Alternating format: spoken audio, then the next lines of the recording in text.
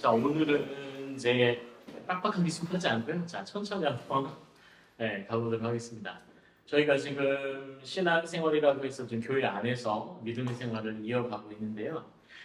저희가 이렇게 일생 믿음을 가져오고 또 하나님께서 살아오는 이 교회에 과연 이 교회는 어떤 곳인가?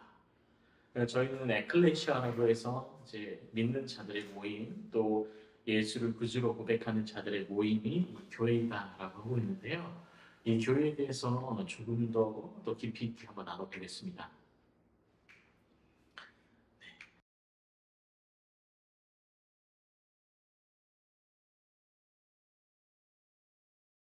자, 1554년도에는요, 그 동방과 서방 교회가 나뉘는 일이 있었어요. 그 일은 이제 당시에 글을 읽을 수 있는 사람이 그렇게 많지 않았거든요. 그런데 이제 석사님들과 그 예수 그리스도 또는 그 성경에 나왔던 것들을 그림으로 그리거나 석상으로 만들어서 교육을 하곤 했었는데 이 부분에서 서방교회와 이제 동방교회가 서로 마찰을 하게 돼요. 그래서 서방 공교회라는 가톨릭이 되었고 이제 동방교회 같은 경우는 이제 정교회라는 형태로 지금 오늘까지 남아 있어요. 그래서 두 교회의 정통이 많이 다른 게요. 이제 러시아 하면은 러시아 정교회가 굉장히 유명하잖아요. 그래서 제가 모스크바 갔을 때 그 근처에 있는 큰그 정교회 교회에 다 들어가 봤어요. 거기에 정말 너무 화려하고 너무 웅장한 그림들이 이제 막 걸려 있는 거예요. 그리고 온 그 벽이 다 그렇게 여기는 장식이 되어 있죠. 그래서 거기 보면은 그 그림을 통해서 뭔가를 이제 웅장한 느낌과 함께 종교성도 주고 또 교육적인 것들도 주더라고요. 대신에 서방교회에 가도 동일한 형태이긴 하지만 동방교회보다 화려함이 좀 덜 하더라고요. 그래서 1553년은 교회의 대분화로 인해서 문제가 발생을 하는데 이때 가톨릭 교회가 아니었고 가톨릭 교회가 이제 그 종교개혁 시기를 맞으면서 어떻게 되죠? 다시 이 교회가 분리가 되는데 그러면 이 교회가 분리되는 것에 대해서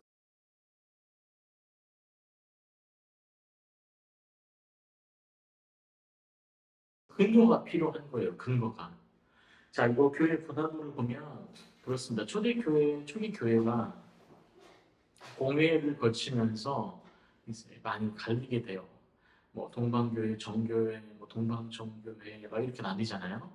종교개혁 16세기에 들어서는 이때 카톨릭 교회 안에서 나온 그러니까 새로운 교회죠. 저희가 지금 있는 개신교가 과연 어떤 의미에서 필요하고 왜 교회가 존재해야 되는지에 대한 설명이 필요했던 거예요. 그런데 이 시기가 굉장히 격렬한 시기라고 했었어요. 어,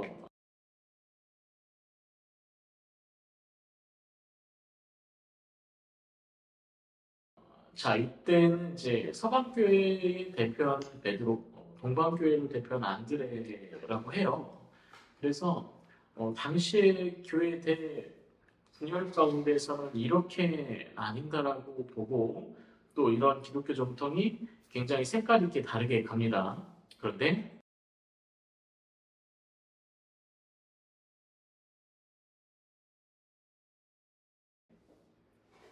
종교개혁 시기가 이르면은 이제 왼쪽에 이제 루터고요. 오른쪽에 이제 슈빙글인데요. 자, 그 루터는 오직 믿음은 아, 그 뭐죠? 오직 의는 믿음으로 말미암아 살리라 이렇게 하는 이 말씀으로 칭의 의롭게 됨이 왜 의롭게 되느냐를 이제 계속 탐구하게 되는 거예요. 그래서 루터 보세요. 네, 아닙니다. 저분 잡고 지하철 쉬 때문에. 네, 10이요. 아유, 뭐 고생하셨습니다. 네, 천천히 보세요. 자, 앞에 내용을 지금 여기까지 이제 나가고 있어요. 첫 단락이니까요. 네. 그래서 루터는 항상 생각하는 부분이 이거였어요. 내가 과연 하나님 앞에서 어떻게 의로워질 수 있었는가, 의로워질 수 있는가에 대한 고민만 일평생 했어요. 그리고 첫 시간에 제가 말씀드렸을 때, 루터는 투사였다고요, 투사.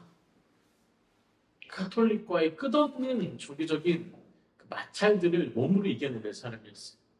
그러니까 어느 날은 그랬대요. 이제 집으로 돌아왔는데 아내가 서 있다가 이 루터의 아내가 루터 얼굴을 보니까 너무 심각한 거예요. 그래서 루터 어떻게 된 거예요? 라고 물었더니 별말 없는 거예요. 그래서 루터, 지금까지 제가 본 하나님과 함께한 루터, 그 루터의 얼굴이 안 보인다. 그러니까 루터가 내가 아무리 사람을 바꾸려고 해도 바뀌지 않는다. 그랬더니 다시 그 아내가 그러더래요. 음, 하나님과 함께하는 루터, 그 루터가 나는 보고 싶습니다라고 하니까 루터가 그때 깨달아가지고 다시 마음을 새롭게 잡았다고 하거든요. 마찬가지로 루터는요, 일평생 격려의 입장에 살았어요. 그러니까 평안한 삶을 산 게 아니고 이 루터를 방해하는 사람들하고 끝없이 종교개혁을 싫어하는 사람들하고 부딪혔단 말이죠. 그렇게 해서 실은 저서들이 많이 남아져 있지 않아요. 그의 생각들이나 사상들이 많이 남아있지 않고, 오른쪽에 있는 이제 칠리글리 같은 경우는 너무 일찍 죽었어요. 종교개혁을 시행했으나 교회나 왜 종교개혁이 필요한지에 대한 설명을 하기도 전에, 말소말을 하기도 전에 죽은 거죠.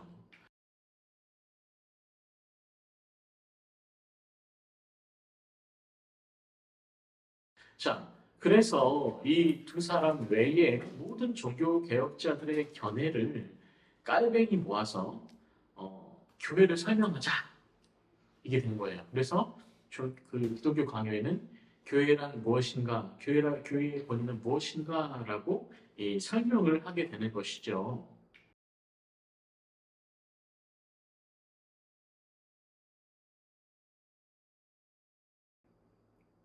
루터, 스빙클리, 멜라기톤 모두 다 종교개혁자들인데 이들의 생각들이 어때요? 왜 종교개혁이 일어났는지에 대한 이유들을 끊임없이 되뇌이고 고민했을 거 아니에요? 그러면 후배인 이 칼뱅은 이 세 사람의 마음속에 또 그 열정 가운데 있는 종교개혁들을 종합해서 교회론을 정확히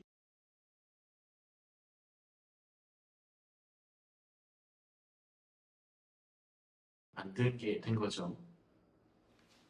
기독교 강요 2권 8장 18절에 보면은 이제 깔빙이 이런 얘기를 합니다.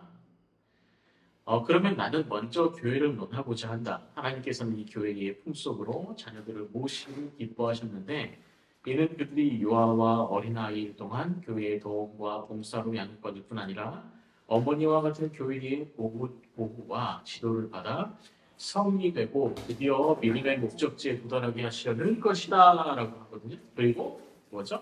하나님 아버지가 되는 사람에게 교회가 어머니가 되어야 한다. 그러니까 하나님을 아버지라고 고백하는 자들에게는 곧 교회가 어머니가 되어야 된다는 거예요.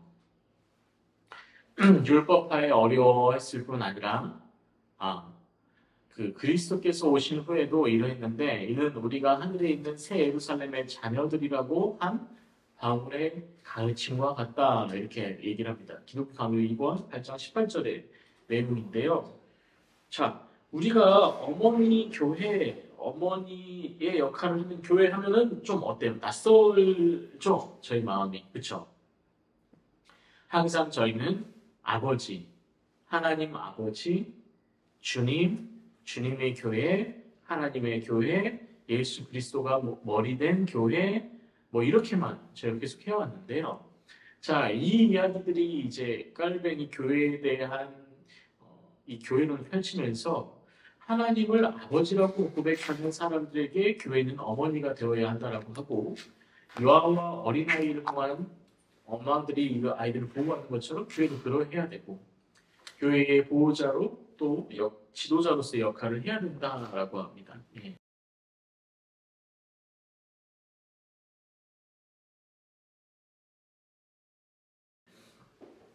이 견해들은 실은 키프리안과 어거스틴의 견해인데요.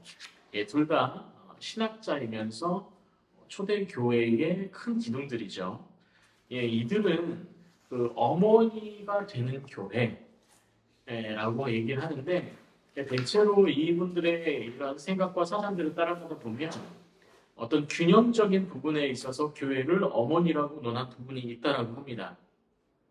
그래서 키프리안과 어거스틴은 이 교회를 논할 때 아버지 하나님의 교회, 그 교회는 어머니의 역할을 해야 된다라고 얘기를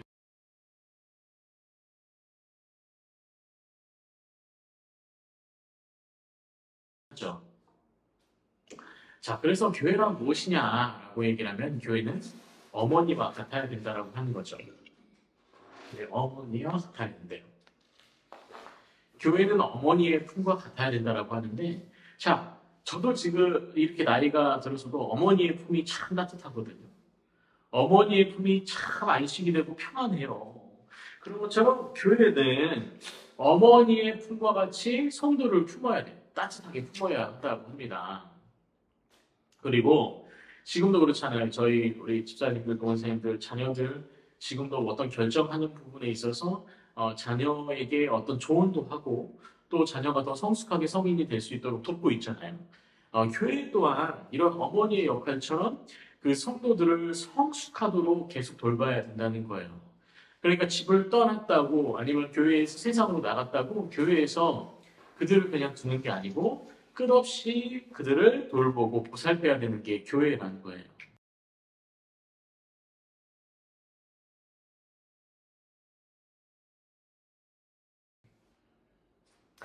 자, 그러면 어머니와 교회의 공통점은 뭘까요? 어머니는 아이들 낳아 기르고 교육시키잖아요. 교회도 마찬가지입니다. 교회에 그들을 전도를 통해서 교회 안에서 말씀으로 양육하고 성도로 낳아요. 구원받은 자로 낳습니다. 그리고 그가 어떻게 되죠? 복음 안에서 교육받고 성도로서의 삶을 살아가도록 자라나게 되는 거예요. 자, 우리가 그 요즘에 오은영 박사님 굉장히 유명하잖아요. 네. 그분이 사람들 만나면서 하는 얘기가 뭐예요? 안정적인 정서가 없어서 이 사람이 이런 문제를 일으킨다. 부모와의 관계가 문제가 있어서 정서가 이렇다라고 얘기를 하거든요. 이 부모의 역할은 안정적인 정서를 가진 성인으로 자녀를 길러낼 의무가 있어요. 교회 또한 마찬가지입니다. 안정적인 신앙과 정서를 가진 성인, 성도로서 성장을 시키는 게 교회의 공통점, 엄마와 교회의 공통점이 되는 거예요. 자, 갓난아이가 갓 태어나서 그 핏덩이가 어머니를 떠나서 살 수가 있습니까? 없습니까? 없죠. 네, 없어요. 스스로 뭔가를 먹고 싸고 뭐 씻고 막 할 수 있는 그런 여력이 안 됩니다. 이 지구상에서 아이 때 가장 연약한 존재가 인간이라고 해요. 그러니까 태어나가지고 다른 짐승들은 단 4시간, 5시간이면 걷고 뛰고 젖을 빨고 본인이 배설을 하거든요. 그런데 사람은요 정말 오래 걸리잖아요. 사람 역할 하는데 그래도 3, 4년, 길게는 5년까지 걸리기도 하잖아요. 그것도 다 잘한 것도 아니에요. 20살이 넘을 때까지, 성인이 될 때까지 아이를 교육시켜주고 또 양육해야 되는 게 인간인데, 마찬가지로 교회도요, 이 구원받은 사람들을 그냥 방치하는 게 아니라는 거예요. 그래서 성도들은 교회를 떠나서는 살 수가 없어요. 교회는 성도들을 보호하는 어떤 어머니와 같은 그 역할을 하는 것이라고 합니다. 그래서 어머니와 교회는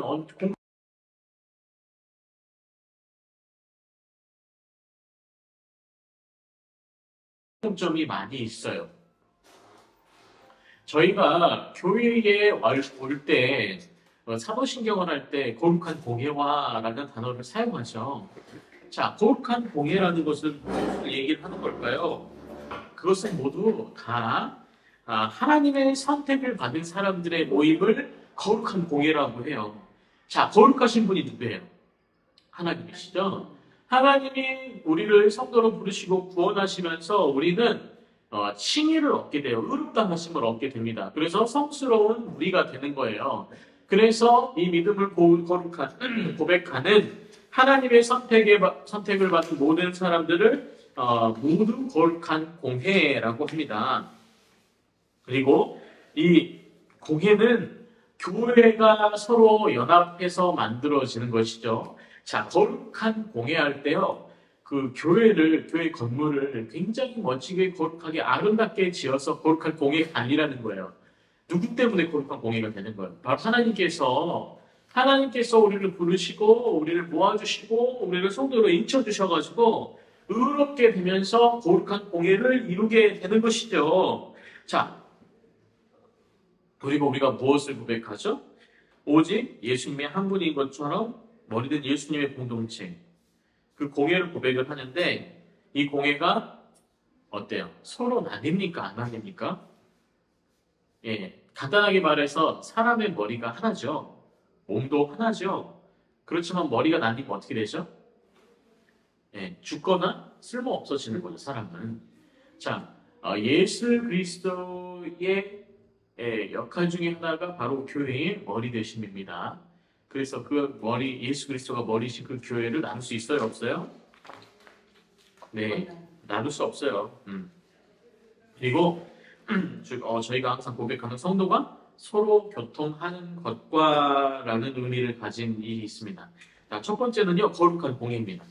칸을 채우시게 되면 가장 위쪽에는 네, 거룩한 공예, 네, 그리고 나서 오직 예수님 한 분인 것처럼 뭐 예수님의 공동체, 예, 그렇죠. 그리고 성도가 서로 교통하는 것을 이제 생각하는데 교통한다는 거는 뭐예요? 교통한다는 거 서로 오간다는 거거든요. 사람의 관계를 정의할 때요. 사람들은 이렇게 정의합니다. 그 심리학 전문가들은 막힌 사람과 아스팔트처럼 자신을 막고 있는 막힌 사람과 구멍이 숭숭 뚫린 사람이 있다라고 해요. 자, 그 아스팔트처럼 막힌 사람은 마음이 그 사람에게 다가가지 못하고 그 사람의 마음이 나올 수 없어요. 그래서 감정의 교류가 없어요. 그래서 교통이 없는 겁니다. 그렇지만 그 구멍이 숭숭 뚫린 사람들은 뭐냐면 바로 감정이 오고 갈 수 있는 사람인 거예요. 자, 이 구멍이 숭숭 뚫린 사람을 조금 더 다르게 말하면 성도여야 하는 거예요. 성도는 모든 것이 자유롭게 오갈 수 있는 그런 사랑의 교통이 이루어져야 되는 관계거든요. 그래서 교회는요, 그 안에서 이권과 성격과 이런 부분을 다 떠나서 서로의 마음이 구멍이 숭숭 뚫려 있어가지고 오갈 수 있어야 되는 상태가 되어야 된다는 것을 얘기하는 거예요. 교회의 연합이라는 것은 결국에는 뭐예요? 서로 모든 것들을 통용할 수 있는 상태. 감정이 서로 오가고, 은혜가 서로 오가고, 말씀이 서로 오갈 수 있는 상태를 이야기하는 것이죠. 자, 그렇다고 하면 교회에서 연합을 이루게 되면, 개성을 상실하게 될까요? 아니면 그 개성이 오히려 살아나게 될까요? 살아나게 되죠. 자, 사람들은 오해하고 있는 부분이 이제 교회가 어떤 사람들의 개성을 말살하고 획일화된 어떤 것들을 가르친다고 생각하지만 그렇지 않아요. 예수님께서 예수님의 제자들을 다룰 때요. 예수님께서 제자들의 성격을 알고 계셨을까요? 모르고 계셨을까요? 다 알고 계셨어요. 그래서 예수님이 거의 화낸 부분이 없어요. 그냥 이해하세요. 그 이유가 뭐냐면 예수님과 제자들이 이룬 공동체가 바로 교회 공동체의 어떤 모델링이거든요. 자, 그러면 그 안에서 예수님이 이들을 이해하고 있고 그 서로 나눔이 있기 때문에 문제가 생기지 않았던 거예요.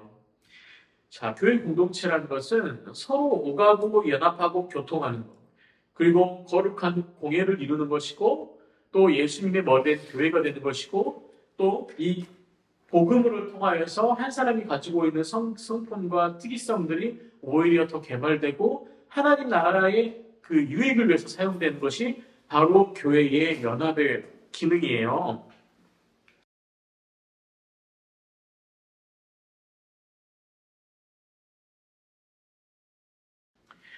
자, 그러면은 교회의 기능은 뭘까요? 교회의 기능. 아까 말씀드렸다시피 아이가 태어나면 아이를 끊임없이 기르는데 아이를 돌보는 이유가 뭐예요? 아이가 손톱이 있는 것도 아니고 강한 근육이 있는 것도 아니고 밥벌이를 할 수 없잖아요. 생명을 연장할 수 없잖아요. 그래서 구원을 받은 자에게는 그가 연약한 상태거든요. 자, 이제 그 구원을 받은 분들이 대체로 그 시험에 처음에 이제 교회에 이제 출석하고 교회 생활하게 되면서 시험을 당하긴 하죠. 그 부분이 사실 그 마음의 연약함과 아직 말씀에 대한 어떤 사리 분별이 조금 연약하기 때문인 거거든요. 그래서 교회의 기능은 무엇이냐면 이들의 믿음을 더 굳게 하는 거예요. 굳건하고 건강하게 하는 거예요. 그리고 약점, 그 사람의 약점을 보호하시고 여러 수단으로 교회를 통해 보호하시는 건데 사람은 누구나 약점이 있습니까? 없습니까? 있어요. 예, 누구나 약점이 있습니다. 그것을 휘벽하면은 관계가 좋아져요, 안 좋아져요? 안 좋아요. 안 좋아져요. 교회는요, 이 약점을 휘벽하는 곳이 아니에요. 그 약점을 서로 인정하고 보호해주는 곳이거든요. 예수님께서 예수님의 제자들에게 그러했던 것처럼 예수님은 그들을 알고 그들의 약점을 오히려 강점으로 만들어 주신 분이에요. 그래서 교회의 기능이라고 하면 상대방 성도의 약점이 보이면 그것을 보호하고 오히려 그것을 더 강인하게 만들어줄 수 있는 그런 장치들이 교회의 기능 안에 있다는 거죠. 자, 교회를 통해서 하나님께서 더 가까이 나갈 수 있도록 우리가 하신대요. 자, 교회를 통해서 하나님께 더 가까이 갈 수 있도록 하는 그 기능이 어떻게 발현이 되냐면 예배죠. 찬양이죠. 기도회 모임이죠. 저희 목장 모임이죠. 또 교회 안에서 이렇게 이루어지는 교육적인 부분들이 분명히 그렇습니다. 교회는 또 가정교회의 가정학교의 기능이 있대요. 자, 우리 권사님, 집사님 모두 다 가정학교의 교장 선생님이잖아요. 그리고 자녀들의 담임 선생님이잖아요. 그 이유가 뭐예요? 아주 간단한 거, 씻고, 닦고, 자고, 입고, 먹고, 싸는 거 다 가르쳐 주잖아요. 그리고 배변을 본다면 어떻게 처리하는 것까지 아주 단순한 것까지 기초적인 것까지 가르치잖아요. 그게 가정학교예요. 그렇죠? 그리고 사람과의 사람의 관계도 가정학교에서 배우는 겁니다. 가정에서. 그러니까 뭐냐면 교회는 가정에 있는 가정학교처럼 있잖아요. 교회 생활하면 신앙생활하면서 가장 기초적인 것부터 바로 가르치는 것이 교회라는 거예요. 그래서 하나님은 하나님의 자녀들 성도들을 교회에 맡겨서 교육하도록 하시잖아요. 예, 마찬가지로 교회의 기능은 이렇습니다. 아주 아직 걸음마도 하지 못하는 아이를 돌보는 것처럼 그 성도들이 구원받은 이들을 천천히 예수님을 닮아 또 아름답게 자라나도록 또 성장하도록 성화에 단계에 이르도록 계속 교육하고 이끌어주는 것이 이제 교회의 기능이라는 것이죠. 자, 오늘 이렇게 나누면서 어때요? 지금 교회는요, 저희가 생각하는 것보다 훨씬 더 많은 기능과 어떤 의미들이 있잖아요. 자, 우리가 이 기능들이 없었더라면 정말 오늘 이 자리에 성도로 살아갈 수 있을까요? 예, 어렵지.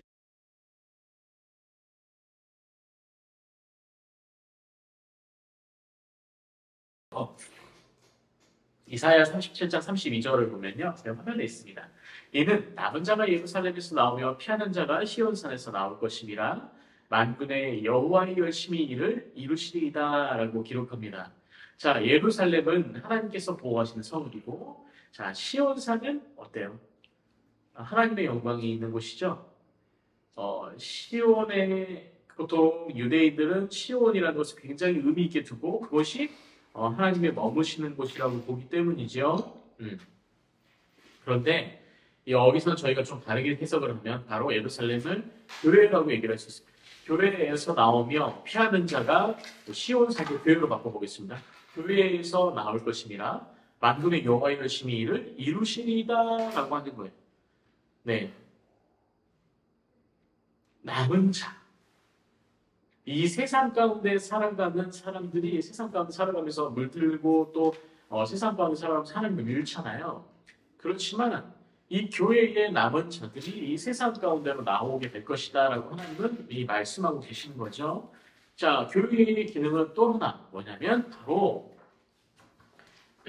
세상을 이기는 그리스도인을 배출하는 세상을 이기는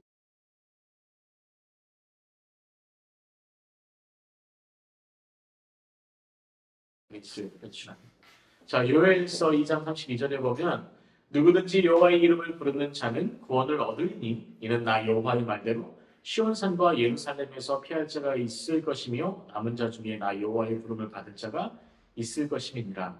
결국에 최후에 하나님의 뜻을 이루고 또 함께하는 자들은 모두 이 시온이라고 하는 교회 안에 또 예루살렘이라고 하는 이 교회 안에 있을 것이다.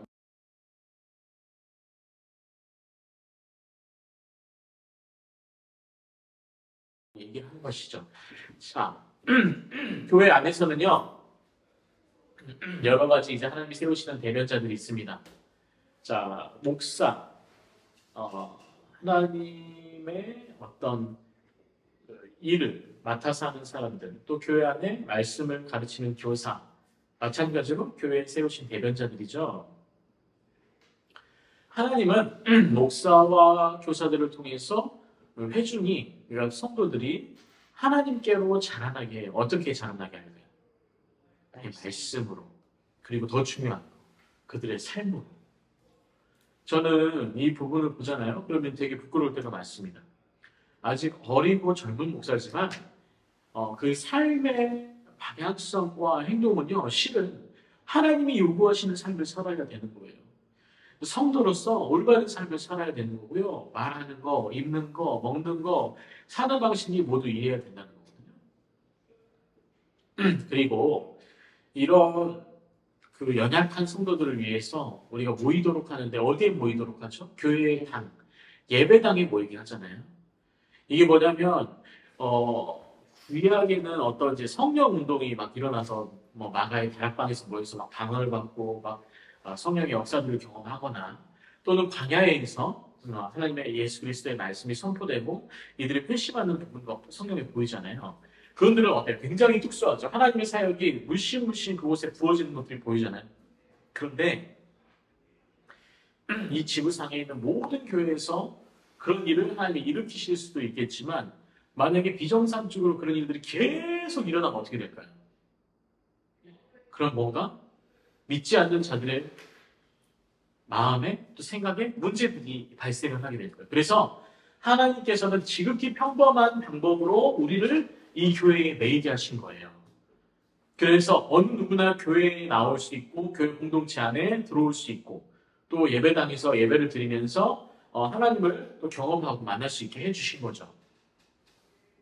교회에서 하나님께서 세우신 대변자는 목사와 교사들 또 선호하는 애원자들이라고 분명히 에베소서 4장 11절에서 13절에 기록을 하고 있어요. 자, 여기 보면 11절에 사도, 어떤 사람은 선지자로, 어떤 사람은 복음 전하는 자로, 어떤 사람은 목사와 교사로 삼으셨으니 이는 성도를 온전하게 하여 봉사의 일을 하게 하며 그리스도의 몸을 세우려 하심이라. 우리가 다 하나님의 아들을 믿는 것과 이를 아는 일에 하나가 되어 온전한 사람을 이루어 그리스도의 장성한 분량이 충만하는 데까지 이르리니라고 기록을 하고 있어요. 결국에 이 사람들이 하는 일이 뭐다? 성도로서 또 성화된 사람으로서 자라나게 돕는 일이에요. 사실 이제 중세 개혁 교회 안에요. 깔뱅이 처음부터 지도자로 세워진 게 아니에요. 깔뱅은 성경을 가르치는 성경 교사로 세워졌었어요. 그래서 난민들에게도 복음을 전파하기도 했지만 믿지 않는 자들 또 그 마음에 개혁이 필요한 자들과 함께 일생을 보냅니다. 그래서 결국 제네바를 온전한 복음 가운데 입법하고 또 그 안에서 정치와 말씀도 함께 이루어가는 교사로서의 일생을 보내죠. 자, 이처럼 교회에서 그 권위를 주시고 또 이것들을 대변할 수 있는 자를 주신 이유 딱 하나라고 했죠. 뭐라고요? 성도로서 자라나게 하는. 교회에는요 예배의 기능이 있습니다. 공동체 예배는 뭐가 있을까요? 중세의 그 카톨릭, 지금도 카톨릭은 예배를 그렇게 드리고 있는데 예배 순서가 굉장히 복잡하죠. 일어섰다 앉았다 향을 피우기도 하고 오라토리오로 먼저 찬양하기도 하고 그런 것들이 있어요. 공동체 예배. 자, 되게 재밌는 일화인데 그 교회 안에 신앙생활을 하면서 성경책을 일독도 안 한 분들이 있을까요, 없을까요? 있죠. 있어요. 그런데 그들이 신앙생활하면서 불편함이 없죠. 이유가 뭘까요? 예배 가운데 읽혀지고 선포되는 말씀이 그들에게 계속 교육적인 기능을 하고 있기 때문이거든요. 네, 맞아요. 그래서 어떤 얘기를 해도 전혀 막힘없이 얘기하고 고백할 수가 있습니다. 그래서 공동체 예배가 교육적인 기능이 있는 겁니다. 또 다르게 보면은 이렇게 또 회심을 하고 성도가 되는 분들도 있더라고요. 성경책을 그냥 읽게 되는데 성경책의 내용이 처음에 빡빡하잖아요. 그래서 제가 아는 저기 어린 친구가 하나 있는데 이제 한 25 정도 됐을 거예요. 근데 소년원에 이제 그 차를 털다가 차에 있는 전자제품 이런 것들을 훔치다가 현장에서 잡혀가지고 재판을 받고 이제 나이가 좀 있어가지고 걔가 그 저 뭐죠 이제 교도소가 그 밑에 소년원을 가게 돼요. 소년원에 가게 됐는데 그곳에 가니까 할 게 없더래요. 그래서 어떻게 하다 보니까 이제 그 방 안에 성경책이 있길래 그거를 조금씩 읽기 시작을 했어요. 그리고 얘가 어떻게 됐냐면 완전히 바뀌어버립니다. 어떻게 바뀌냐면 그동안 얘가 이제 고아여서 기관에서만 자랐던 거예요. 18살 될 때까지. 그런데 19살에 이제 출소를 해가지고 제가 일하는 기관으로 찾아와서 제가 선생님 저를 2년만 또 내지는 3년만 보호해 주시면 제가 검정고시로 고등학교도 패스를 하고 대학교도 가고 직장도 잡겠습니다. 아르바이트도 하겠습니다. 이렇게 하는 거예요. 그래서 인터뷰를 그 친구랑 하는데 뭐라고 그러냐면 그 친구가 딱 이 얘기를 하더라고요. 제가 성경 읽다 보니까요. 하나님 안에서 못하는 게 없다고 하는데 저는 할 수 있을 것 같습니다. 정말 그 친구가요. 검정고시도 패스하고 대학도 가고요. 이 일자리를 잡았어요.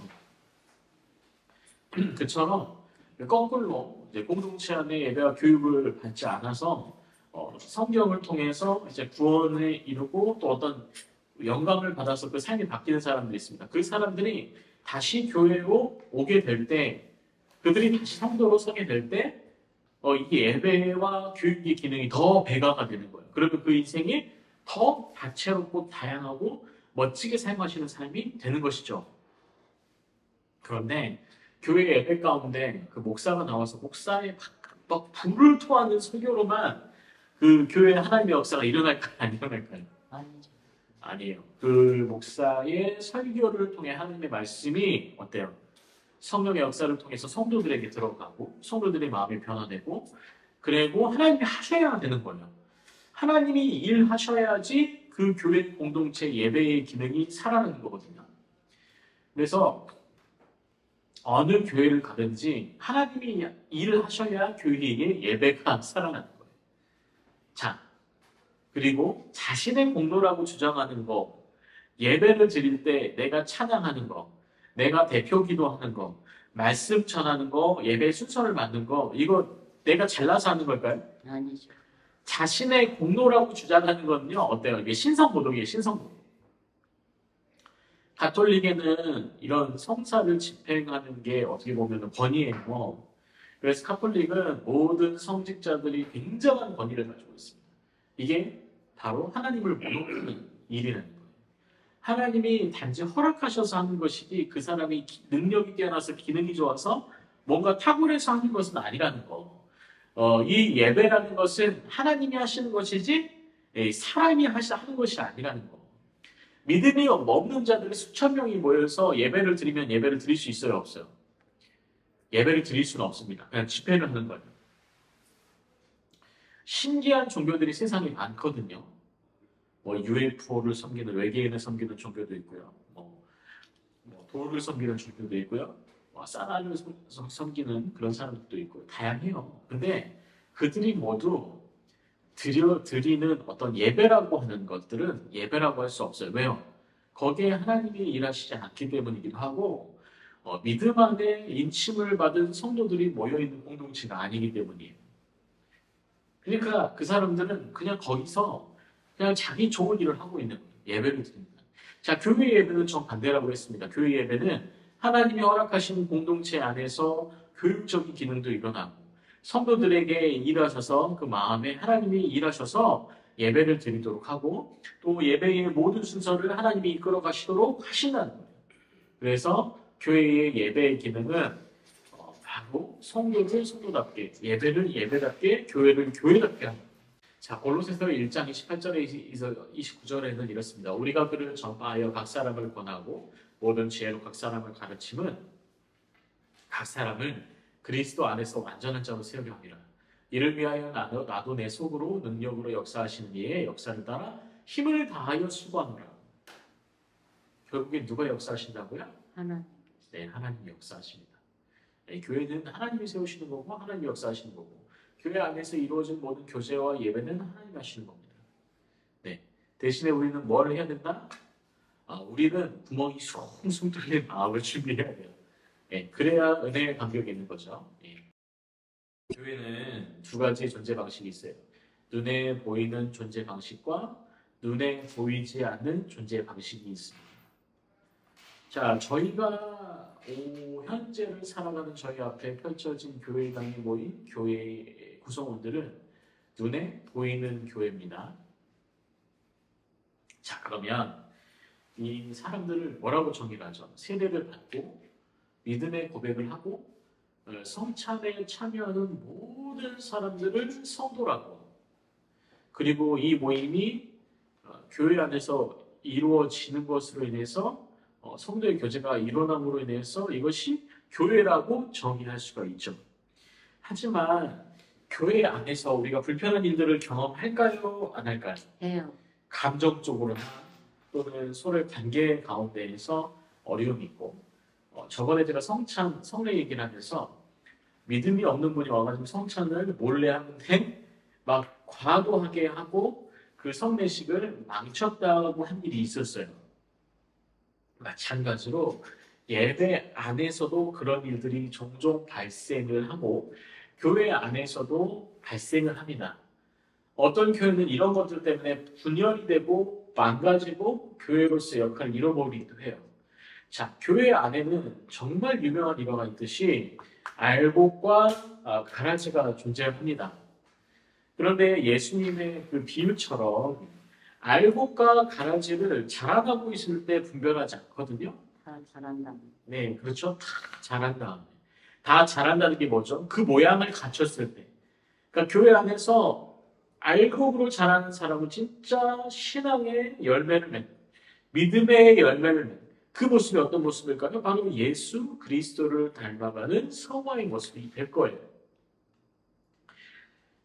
이렇게 교회 안에 있다 보면 그분들을 보면서 그 마음이 따뜻해지고 막 아련해지고 그분을 위해서 기도하게 되고 막 그런 마음들이 막 일어나는 분들이 있잖아요. 그런 분들을 보면은 이제 그런 신앙적인 열매를 맺어가는 관계의 단계인 거예요. 내가 누군가를 위해서 기도해주고 싶은 마음이 생기는 건 내 안에 누가 역사하시는 걸까요? 하나님. 예, 하나님이, 성령 하나님께서 역사하시는 거예요. 그래서 그분이 계속 그러한 상태로 자라나고 성장하게 되면 어떻게 돼요?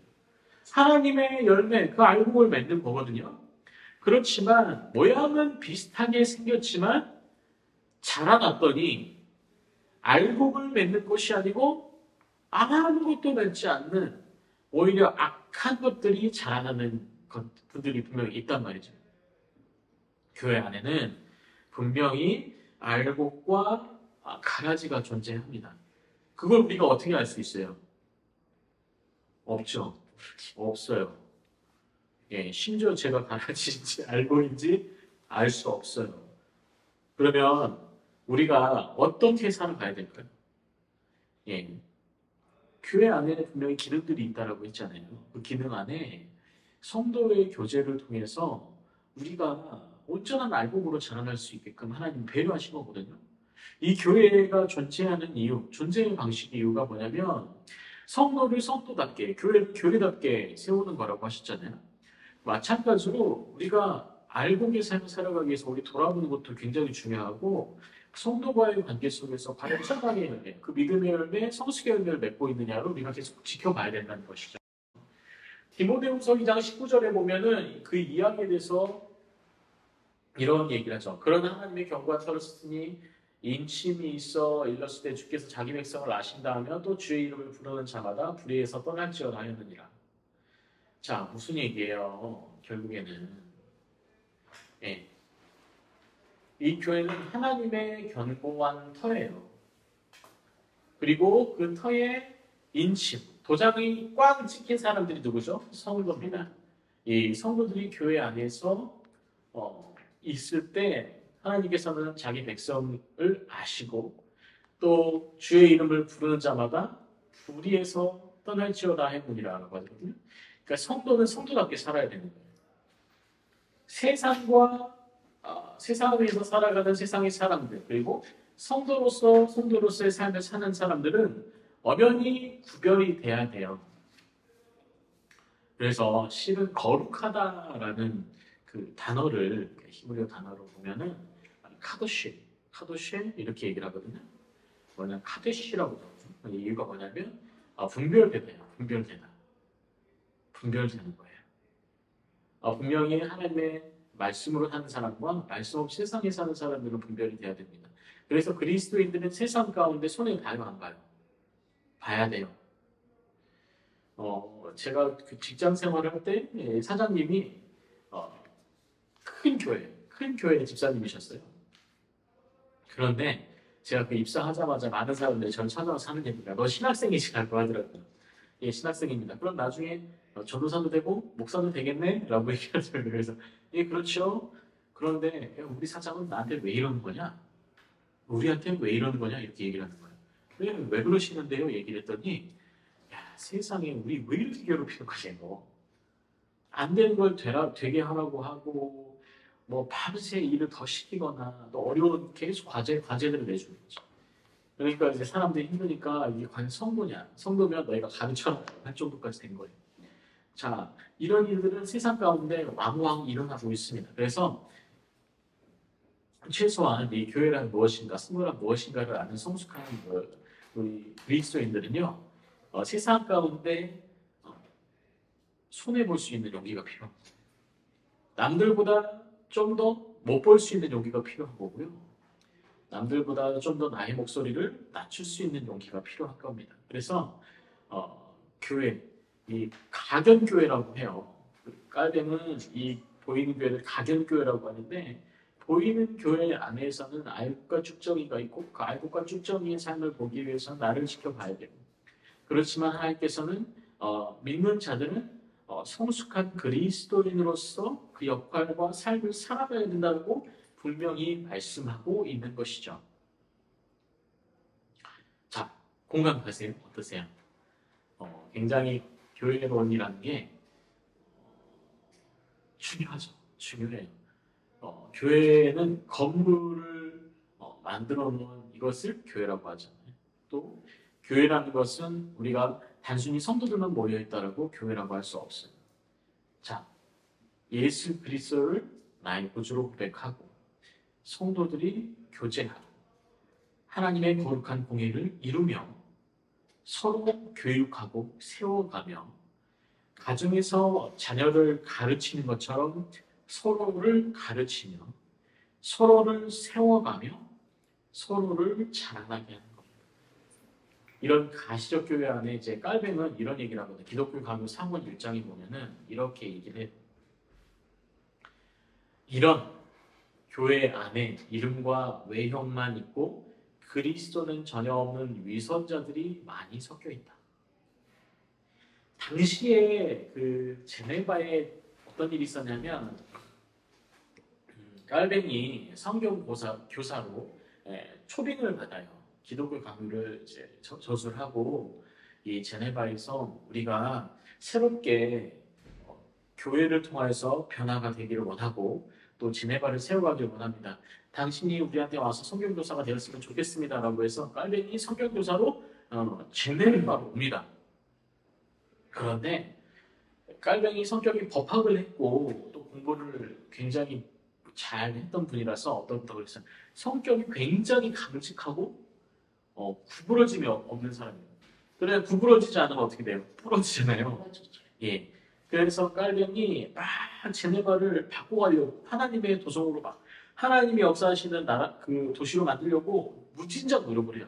근데 이것을 보기 싫어했던 정말 눈에 가시로 여기던 사람들이 있었어요.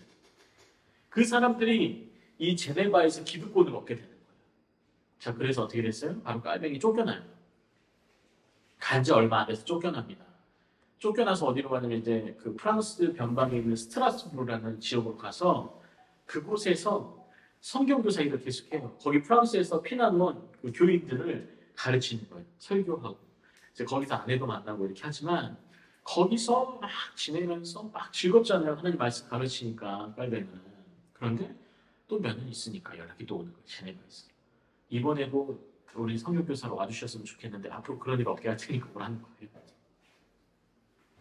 그래서 굉장히 고민을 많이 하다가 결국 어떻게 얘기를 해요? 굉장히 유명한 말을 합니다.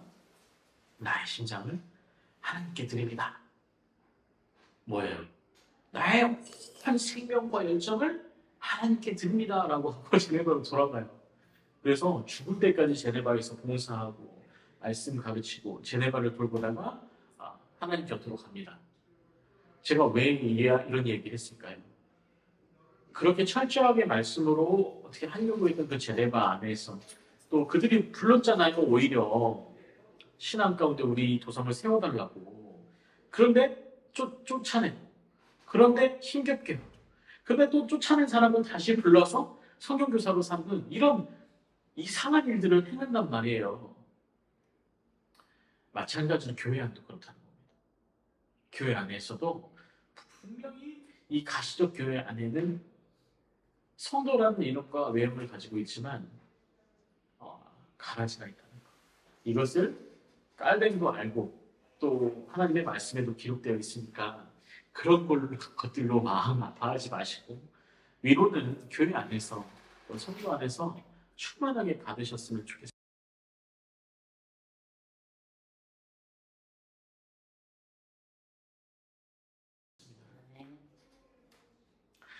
교회에서 필요한 두 가지 중요한 부분이 있다고 했어요. 뭐냐면 말씀이 어떻게 돼야 돼요? 바르게 선포돼야 되고요. 그리고 그 말씀을 통해서 가르침이 있어야 될까요? 없어야 될까요? 있어야 돼. 그 예전에 한참 유행했던 게 교회 안에 막 즐겁잖아요. 와가지고 막 재밌게 막 설교하시는데 설교가 끝나면 남는 게 있어요? 없어요? 없어. 없는 분들이 종종 있었죠. 그게 어떤 이제 당시에 어떤 유행이었었는데 그런 말씀들이 선포되어서는 안 된다는 거예요. 물론 즐겁고 행복한 말씀이 선포가 되어도 어때요? 그 말씀이 나의 심령 가운데 남아서 역사하셔야 된다는 거거든요. 자, 그리고 교회 안에서는 뭐가 이루어져야 돼요? 그렇죠. 세례와 성찬이 이루어져야 하는데 유형교회는 악인과 선인이 섞여 살아요. 그렇죠. 그래서 매번 우리가 누구를 기억해야 돼요? 바로 예수 그리스도의 희생을 기록하고 또 예수 그리스도의 부활을 기억하며 또 예수 그리스도의 역사하심을 기억하는 거죠. 그리고 우리가 이해할 것, 교회 안에서 이 두 가지가 이루어져도 교회 안에는 선인도 있지만 악인도 있고 알곡도 있지만 쭉정이도 있다는 거 꼭 기억하셨으면 좋겠어요. 사람은 언제나 완벽하다? 아니요, 부족합니다. 결격 사유가 있어요. 어떤 사람도 부족한 부분이 없는 사람이 없죠. 그렇잖아요. 그것들을 우리가 어떻게 이해한다고요? 그렇죠. 교회 안에서 우리가 지금 교회 안에서는 저희도 나이가 아무리 많아도 계속 예수님께로 자라나고 있는 거예요. 예, 예수님께로 자라나고 있는 거예요. 그러니 저희가 갓난장이들 보면 장난하잖아요. 그 엄마 아빠 갓난장이들이 엄마 아빠 얼굴을 막 할퀴고 때려도 화내요, 안 해요? 왜 안 낼까요? 모르고 그럴 수 있으니까. 네. 물론 굉장히 아플 때도 있지만 그냥 넘어가죠. 왜요? 그때는 그럴 수 있으니까. 이 교회 안도 마찬가지입니다. 말로 때리는 사람 있죠? 네, 말로 때리는 사람. 또 내 가슴 후벼파는 사람. 내 머리를 복잡하게 하는 사람.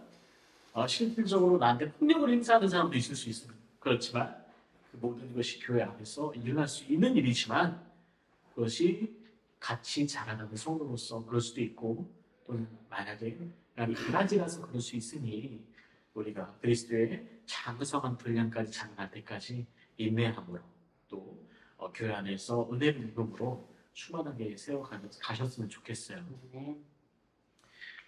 교회로 하시면서 어때요? 예, 교회는 이렇대요. 마태복음 13장 47절에서 48절 말씀은 이래요.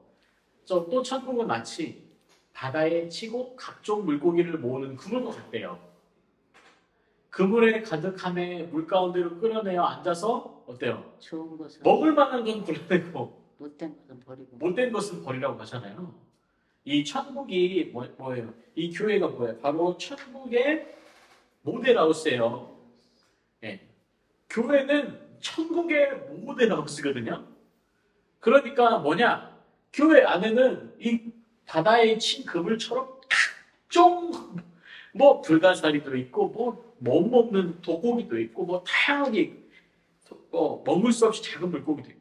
자, 그러니까 그 안에서는 분명히 문제들이 다분하다는 거예요. 마태복음 13장 47절에서 48절은 이 교회의 이 모습을 분명히 얘기를 하고 있는 거예요. 자, 그러니 인내하세요. 그러니 이해하세요. 네, 그게 교회론을 공부한 성숙한 그리스도인이 할 행동인 것이죠. 자, 여기 이 땅의 교회들은 사람들이 모인 곳이기 때문에 불안정합니다. 그래서 교회 안에는 항상 분쟁이 있고 어려움이 있을 수 있지만 견뎌야 되는 거. 그리고 교회 안에는 분명히 허물과 연약함이 있습니다. 분명히 사람들은 이 교회 안에서 세상 가운데 나가 살기 때문에 세상의 영향을 안 받을 수 없습니다. 그래서 세상에서 받은 영향을 어디에 와서 회복을 해야 돼요? 교회 안에서 그 허물과 연약함을 벗을 수 있는 힘과 능력을 입어야 되는 거예요. 교회는 바른 말씀과 성례가 선포돼야 돼요. 그래서 그 사자교회 얘기하셨잖아요. 그런 것처럼 이제 제가 찾아보니까 현대 종교에는 이단으로 등록이 안 돼 있어요. 그렇지만 앞으로 등록이 될 수도 있고 안 될 수도 있지만 조금 이상한. 네, 그래서 이제 그것들은 시간이 가면 분별이 나오고 유언계시로만 얘기를. 그렇죠. 자, 보세요. 바른 말씀이 선포되지 않으면 티가 나요. 그럼 그것을 교회라고 얘기할 수 없게 되겠죠. 근데 또 이상하게 말씀을 잘 선포되는데 세례나 뭐 성찬식이 없음. 교회 역할을 못하는 겁니다. 그러면 그 교회가 바르게 세워지지 않는 거예요. 자, 그리고 교회는 뭐가 필요하다? 지금 제가 알고가 축적이 아직 성숙하지 못한 사람 계속 얘기하는 거 이유가 뭐예요? 교회 안에서는 용서가 있어야 돼요. 예, 용서가 있어야 됩니다. 자, 교회의 머리 되신 분이 예수 그리스도이신데 예수님께서 십자가에서 강도들을 만나서 강도가 얘기를 하잖아요. 그때 예수님이 하신 건 뭐예요? 용서. 예수님이 부활하셔서 제자들을 만나서 너희 놈들 너희 죄를 알렸다? 안 하셨거든요? 어떻게 해요? 물가에서 불을 피워가지고 고기를 구워주시고 조반을 준비하신 다음에 같이 먹어요. 한마디도 어때요? 안 하죠. 아픈 얘기 안 하시는군요. 그 예수 그리스도의 그 성품이 그 용서가 교회 안에서도 이루어져야 된다는 거예요. 굉장히 중요한 이야기입니다.